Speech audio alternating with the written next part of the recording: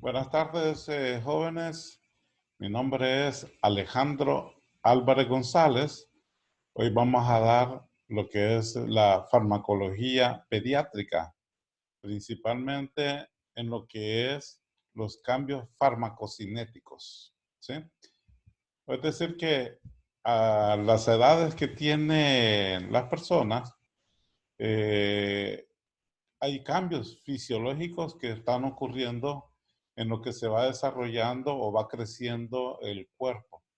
Y esto entonces es estudiado por lo que se denomina la farmacología pediátrica. La farmacología pediátrica, más que todo, va a estudiar dos aspectos muy importantes, lo que es la farmacocinética y la farmacodinámica, que ustedes ya bien saben a qué se refiere cada uno. Eso debido a que se ha visto que las edades extremas, como lo que es la niñez y la ancianos, hay cambios fisiológicos que ocurren en ellos y entonces el fármaco no se comporta como uno lo desearía cuando recetamos a una persona adulta, ¿verdad? Entonces, la farmacología va a estudiar este tipo de situaciones en la que hay que darle una buena administración al niño, hay que darle buenas indicaciones terapéuticas y lo más importante es evitar los efectos adversos y lo que son las acciones tóxicas. O lo que nunca queremos como médicos o enfermeras o parte de el manejar la salud es que se muera una persona por este tipo de medicamentos. Existen diferentes tipos de edades pediátricas. Internacionalmente se ha clasificado las edades pediátricas en, en neonatos, que estamos hablando desde el momento en que nace hasta el mes de nacido, ¿sí? El preescolar, cuando ya ha cumplido los 30 días, hasta los 2 añitos. Perdón, el lactante. El preescolar es cuando ya tiene 2 añitos y cumple los 6 años.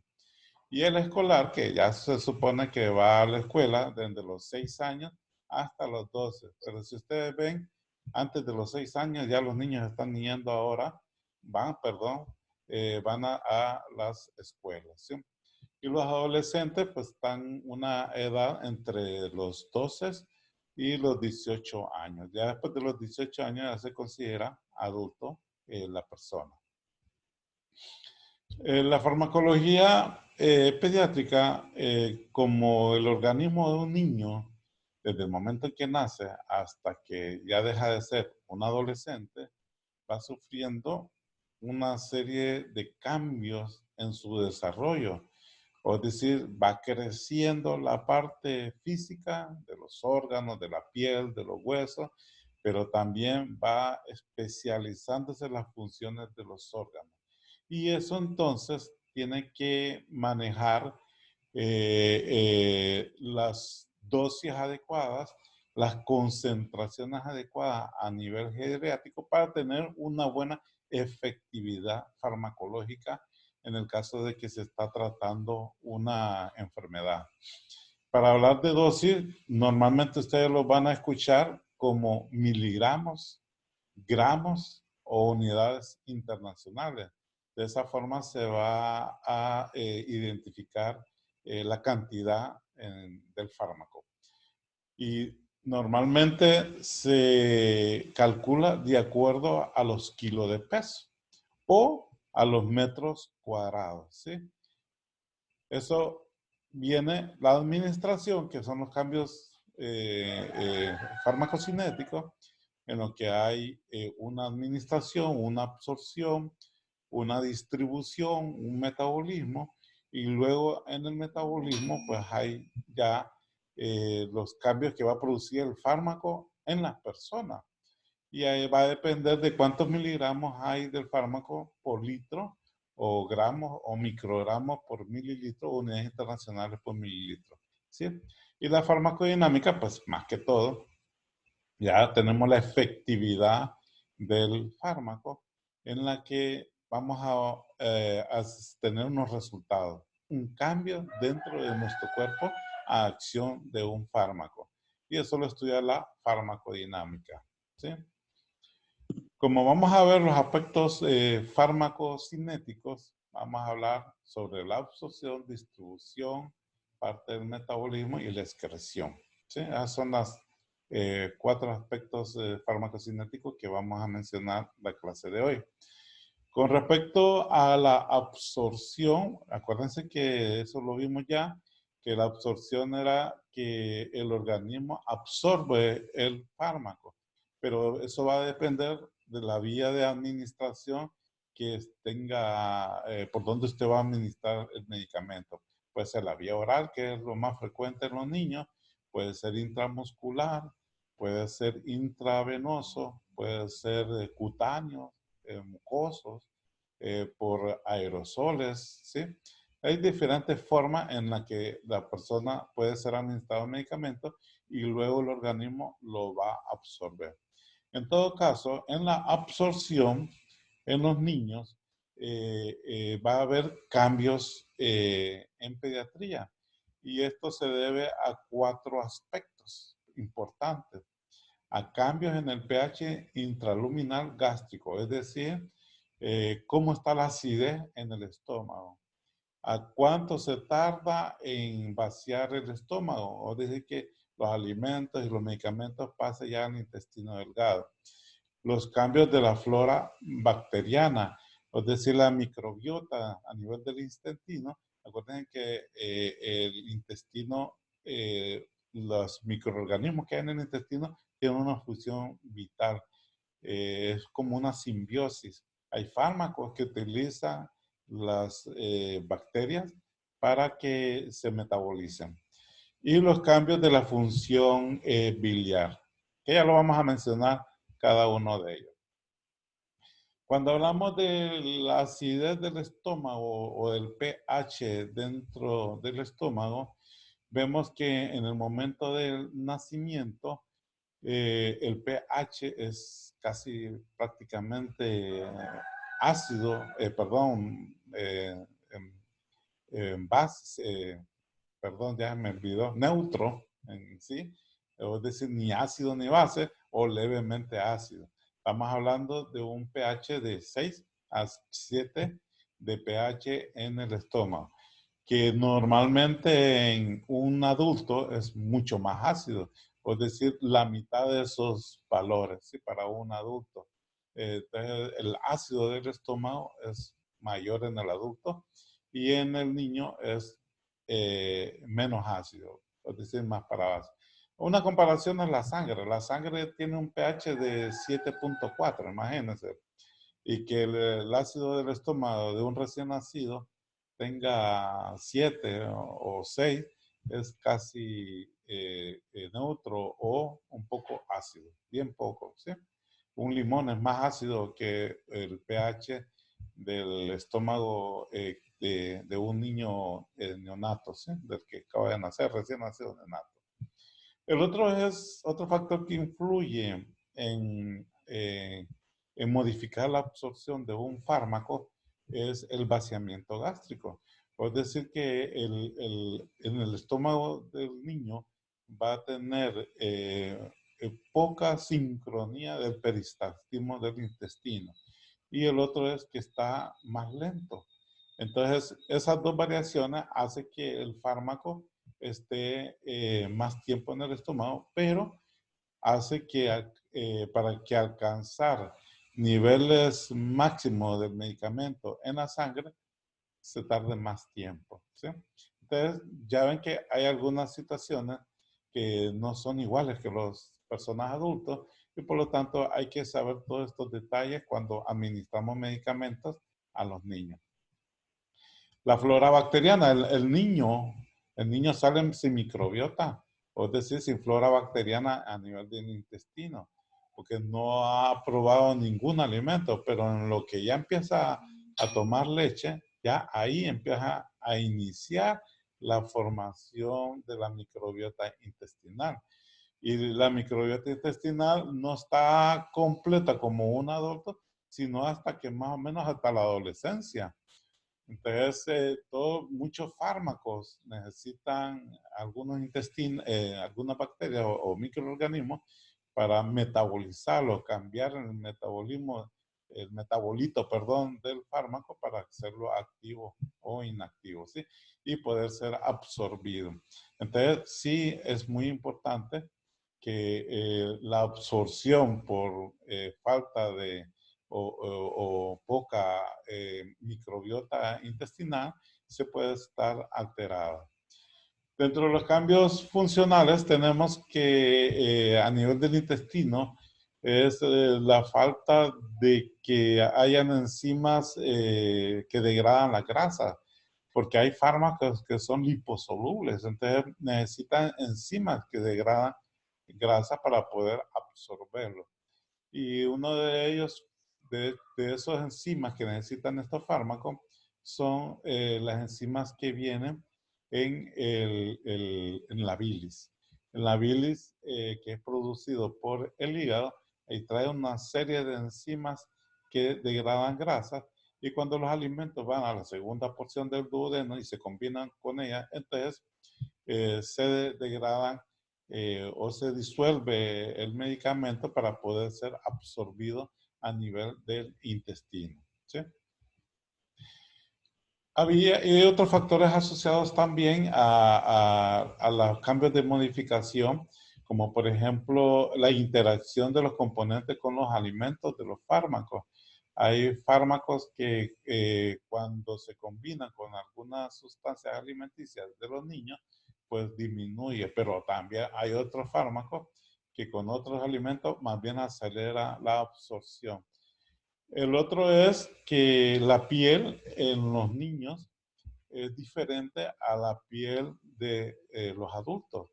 No es que va a haber grandes, pero el grosor en el niño es más delgadito, es más absorbible, es decir, tiene más capacidad de absorber a nivel cutáneo estos fármacos que un adulto. Entonces, sí hay, y la hidratación también de la epidermis influye en la absorción de un fármaco.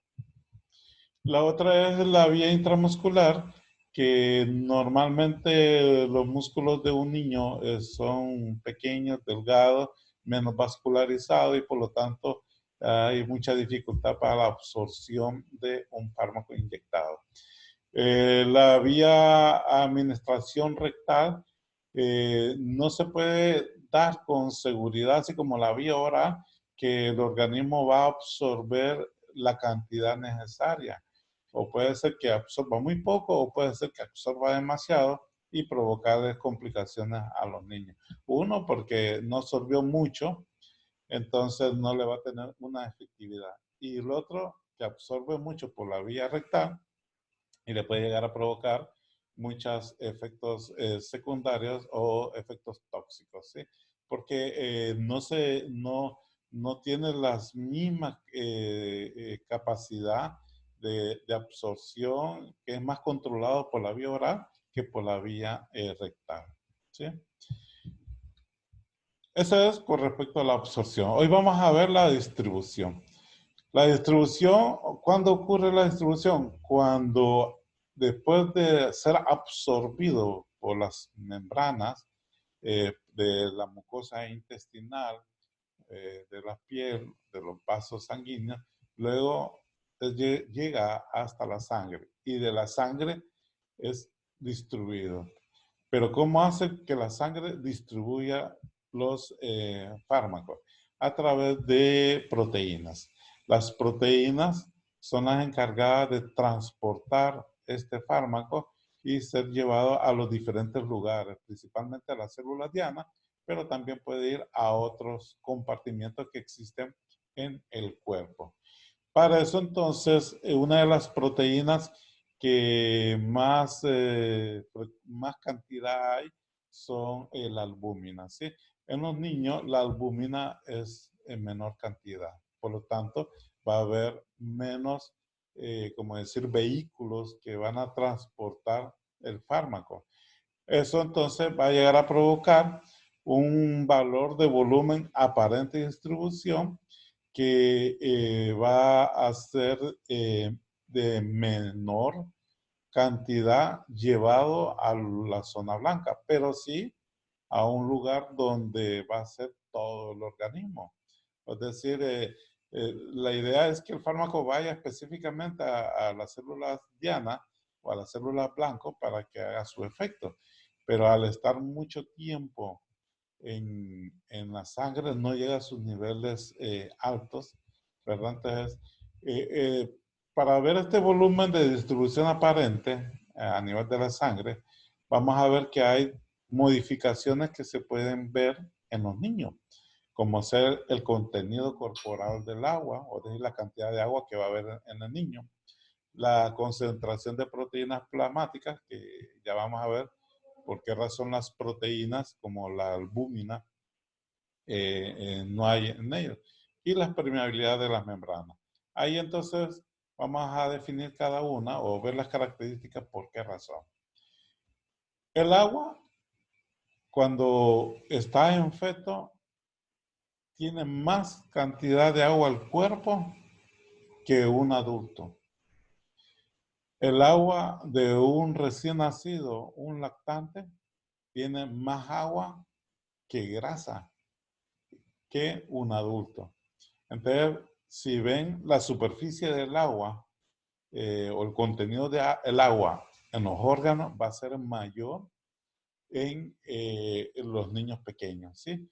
Y eso entonces hace que el porcentaje de grasa sea menor, perdón, y el del agua mayor, y hace que la sangre, el fármaco se diluya más. Si ven acá esta fotografía, van a ver que el feto dentro del útero tiene el 90% de agua. Lo demás es tejidos, órganos y grasa. El recién nacido tiene 80% de grasa, es decir, si nosotros le quitamos a un recién nacido todo el agua, como decir, lo secamos, solo va a pesar el 20% de su peso. Es decir, si pesaba 10 libras, le quitamos el 80% y vamos a quedar un cuerpecito con 2 libras. ¿Por qué? El contenido es de pura agua. Ya niños un poquito más grandes, 70%. Adultos, miren, de 60 a 65%. Y lo que son ancianos, de 50 a 55%. Les digo esto por el tipo de algunos fármacos son liposolubles y necesitan más grasa que el agua. Entonces, en esa forma va a haber para llegar a las concentraciones ideales, necesita más fármacos. Pero el cuerpo es el mismo. Al ponerle más, le puede llegar a provocar una intoxicación, ¿sí? La otra es la concentración de proteína. En los neonatos, las proteínas están reducidas, como principalmente la albúmina. Uno de los vehículos a nivel del suero presente en la sangre son proteínas como la albúmina. La albúmina es la de mayor cantidad, no es que solo ese está, existen un montón, ¿verdad? Pero eso va a llegar a provocar que el fármaco haya bastante en la sangre, en el suero, y hay pocos transportadores. Entonces hay pocos con los que se va a unir, que son las proteínas. Y eso va a disminuir la concentración ¿cómo se llama?, del fármaco, ¿sí? La permeabilidad de las membranas también es otro factor en la distribución.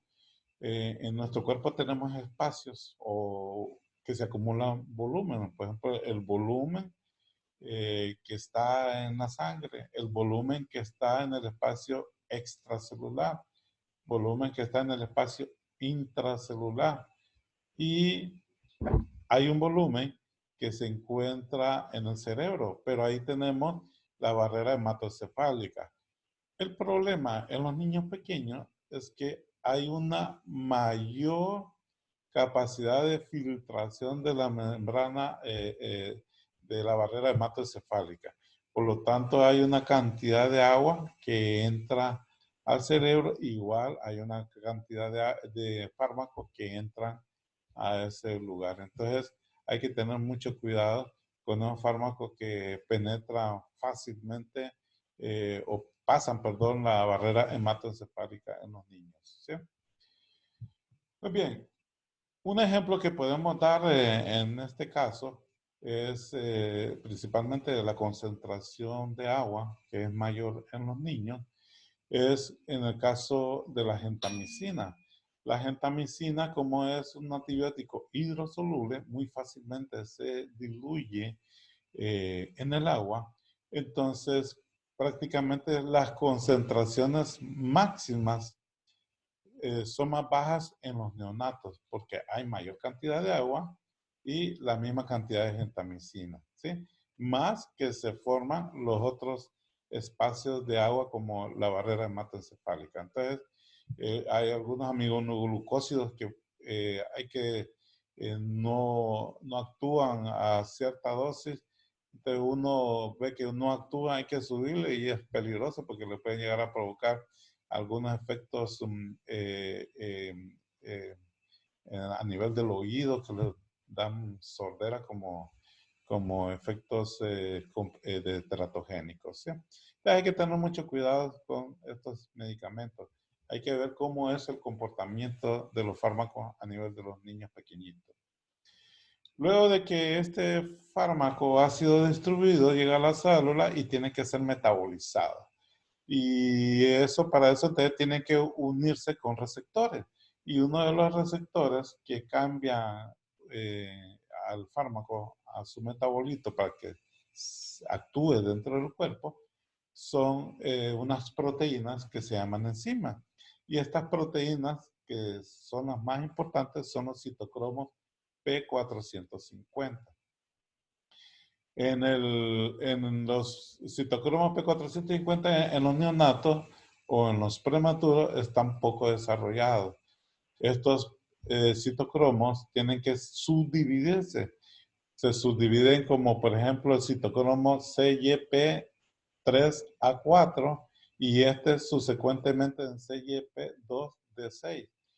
Y entonces cuando hay una disminución de esto, prácticamente el metabolismo se vuelve un poquito más lento y más reducido en los recién nacidos, así como los prematuros. ¿Sí?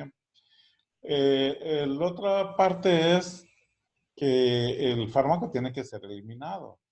Y en un adulto hay un aclaramiento o eliminación a nivel renal controlado, ya establecido, pero en niños hay inmaduración de los riñones, de la función glomerular, principalmente a nivel de los túbulos, donde hay reabsorción y secreción, no está bien formado o no se ha formado su 100% la capacidad de filtración a su 100% esa área del glomérulo. Entonces, puede llegar a provocar que el fármaco se mantenga en cantidades un poquito más altas dentro del organismo y provocar efectos colaterales o efectos tóxicos en esta persona. Entonces, tenemos que darnos cuenta que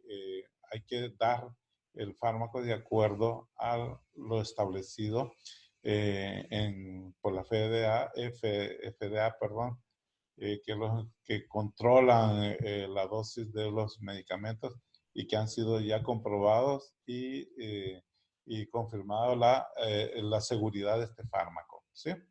Entonces, prácticamente la capacidad de filtración glomerular va a estar afectada en los neonatos y principalmente en los prematuros va a estar disminuida. Entonces, ahí le digo que los niveles de concentración del fármaco a nivel de plasma van a aumentar. ¿Sí? Bueno, ya nos quedan 10 minutos, pero ya creo que ya estamos terminando. ¿Alguna pregunta, jóvenes?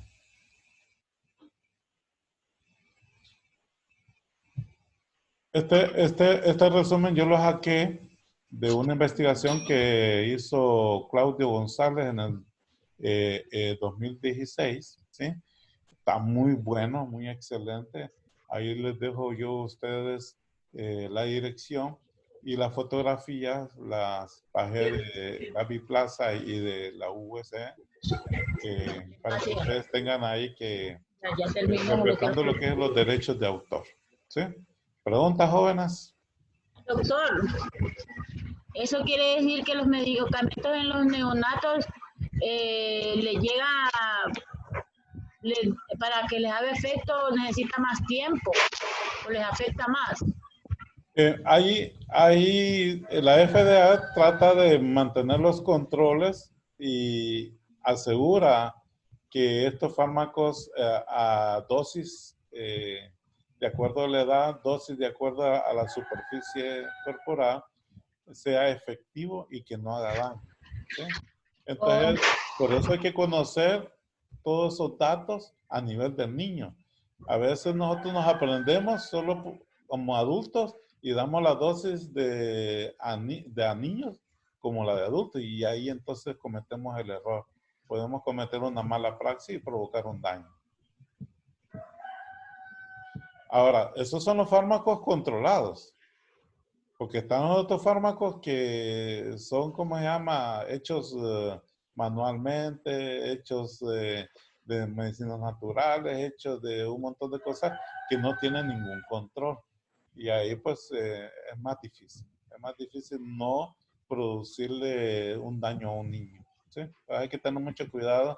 Hay que leer bien el prospectivo para pediatría, los componentes, cuánto tiempo es la vida media del fármaco, porque si le damos dosis más repetidas con una vida media larga, pues prácticamente le vamos a que el fármaco llegue a niveles plasmáticos muy altos y ahí este le puede producir un efecto tóxico.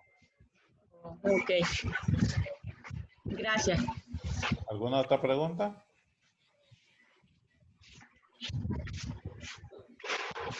Bueno, con esto entonces vamos a dejar la charla acá.